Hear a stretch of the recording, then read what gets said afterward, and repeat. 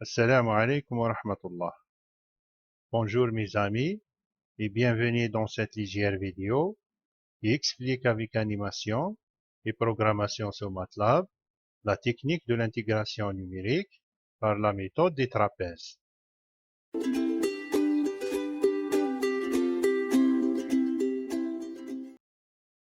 La méthode des trapèzes a pour objectif d'intégrer numériquement les fonctions dont l'intégrale analytique exacte n'est pas disponible ou bien difficilement accessible, ainsi que les fonctions dont l'expression générale n'est pas connue, mais on en connaît un nombre limité de points.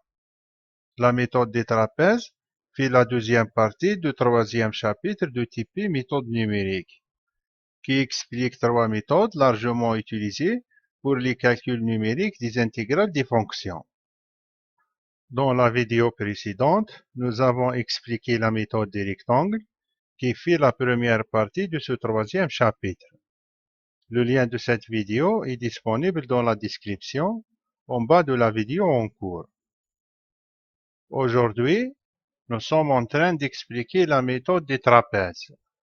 Et dans la prochaine vidéo, la troisième méthode qui est celle de Simpson sera expliquée.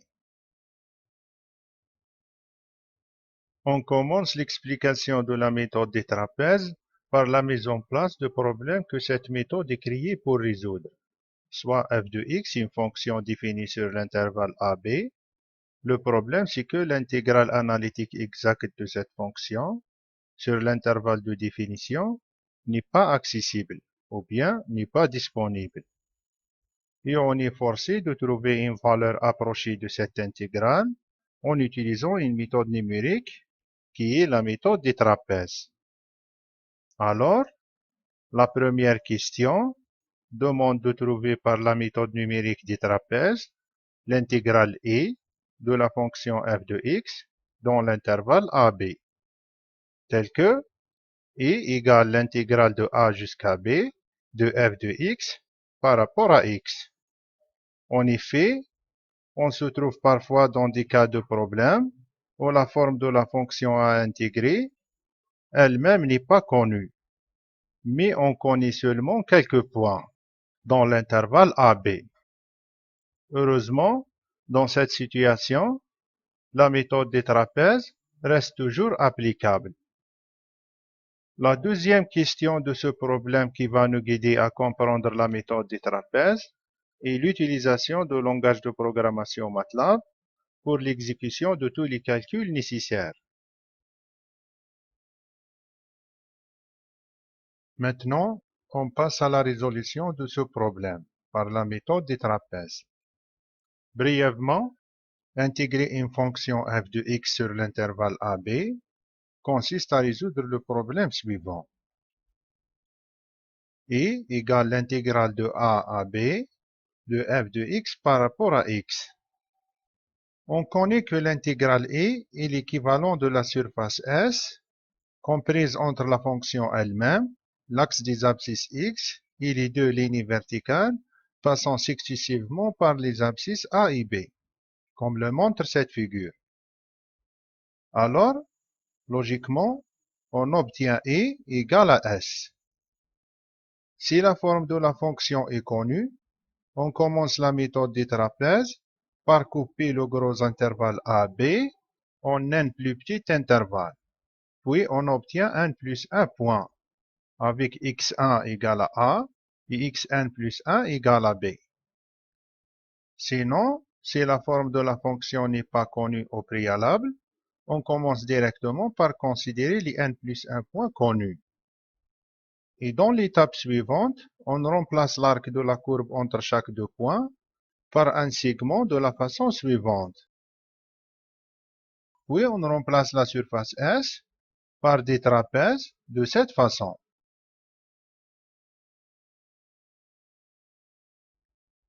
Et on obtient à la fin l'intégrale E égale la somme des surfaces élémentaires SE. Alors, pour calculer la surface de chaque trapèze, il suffit de le considérer comme un assemblage d'un triangle plus un rectangle.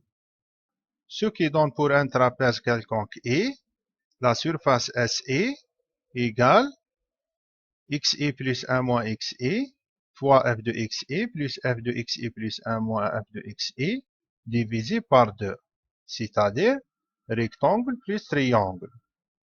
Et la surface totale sera la somme de tous les trapèzes, tels que S égale la somme de XE plus 1 moins XE fois f de XE plus f de XE plus 1 moins f de XE divisé par 2, tel que E varie entre 1 jusqu'à n.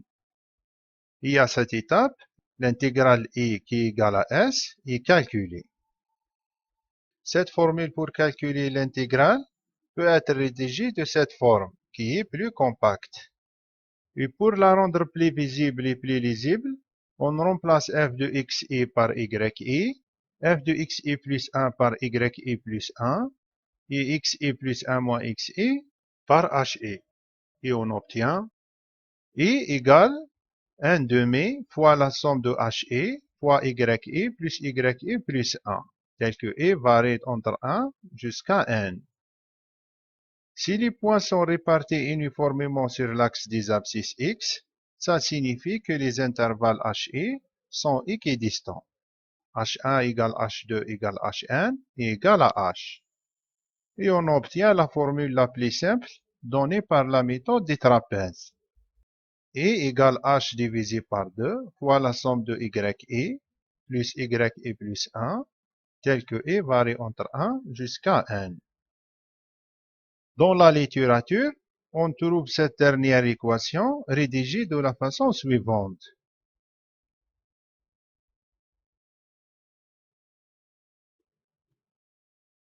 Maintenant, l'étape de la rédaction de la méthode des trapèzes par la langue que le langage de programmation MATLAB comprend est venue.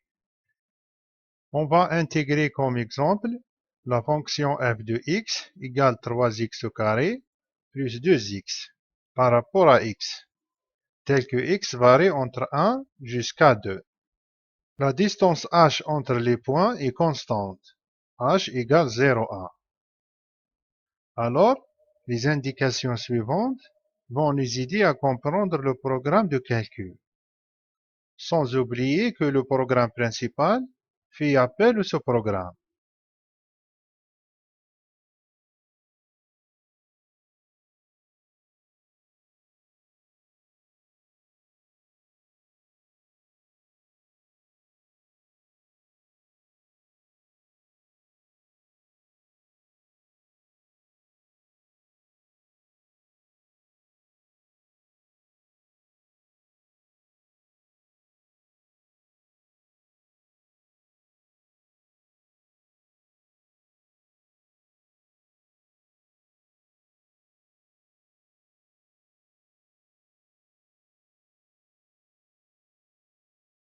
Dans la dernière étape de cette présentation, on appelle le langage de programmation MATLAB pour faire les calculs.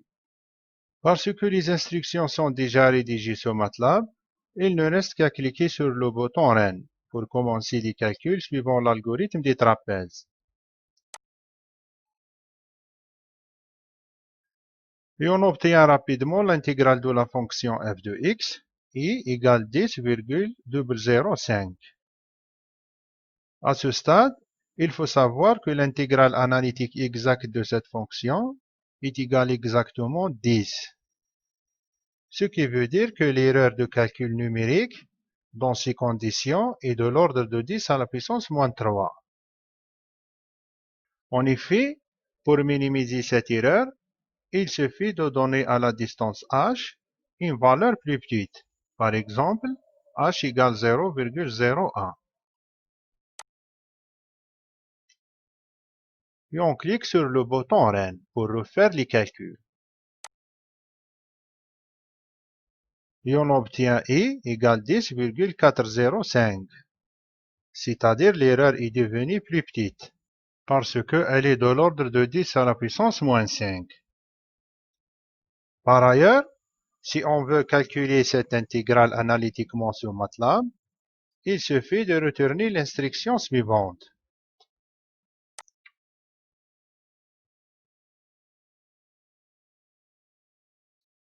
Voilà l'instruction. Et on constate que l'intégrale exacte est égale à 10. Voilà, c'est la fin de cette présentation. Merci et on se voit dans la prochaine pour expliquer la méthode de Simpson. Inch'Allah.